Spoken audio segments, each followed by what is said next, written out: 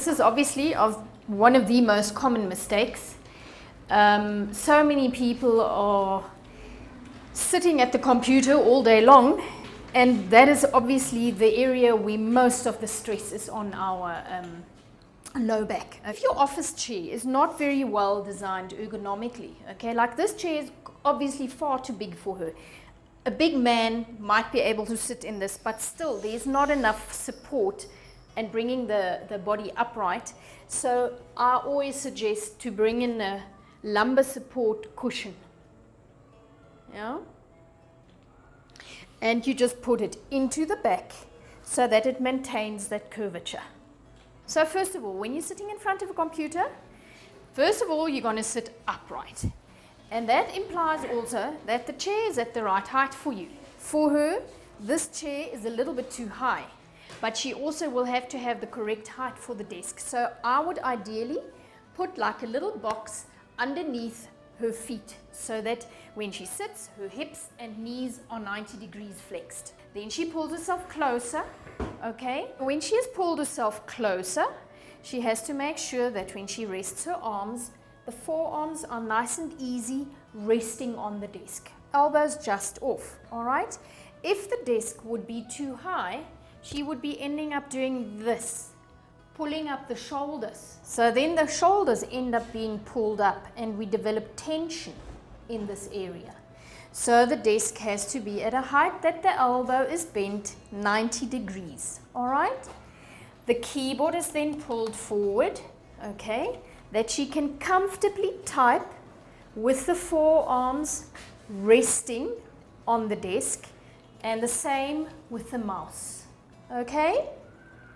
The next thing that we need to correct is the screen height, okay? She should be able to look straight ahead into the screen, not having to dip down her head. She mustn't end up doing this. You want her nice and straight up. So I usually suggest just a very fat book underneath the screen. Okay? And usually that's sufficient. So that's proper sitting posture.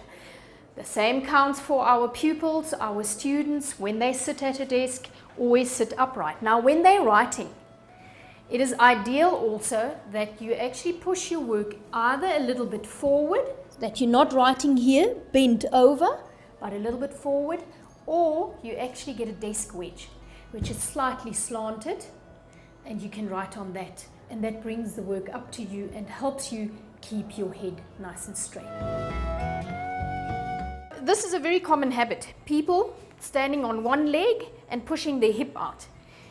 I'm sure you can see that you're actually causing a bit of a curvature in your back like that. So the muscles here are holding, the muscles here are cramping together, okay?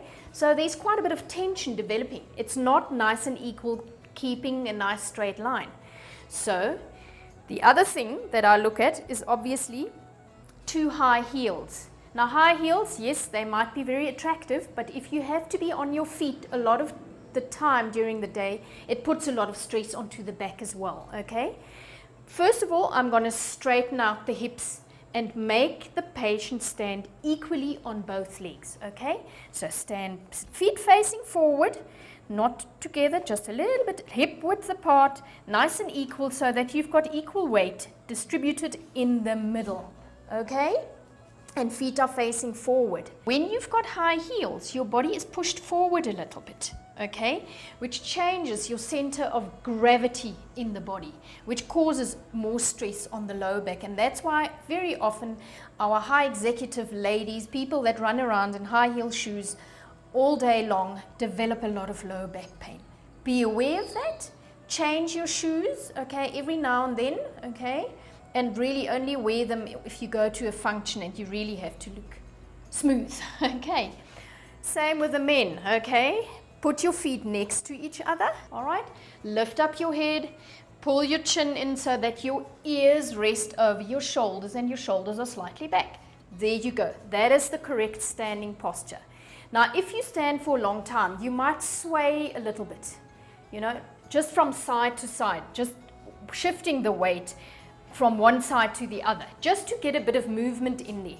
But don't end up standing just, you know, on one hip where you're actually really forcing that back into a curvature.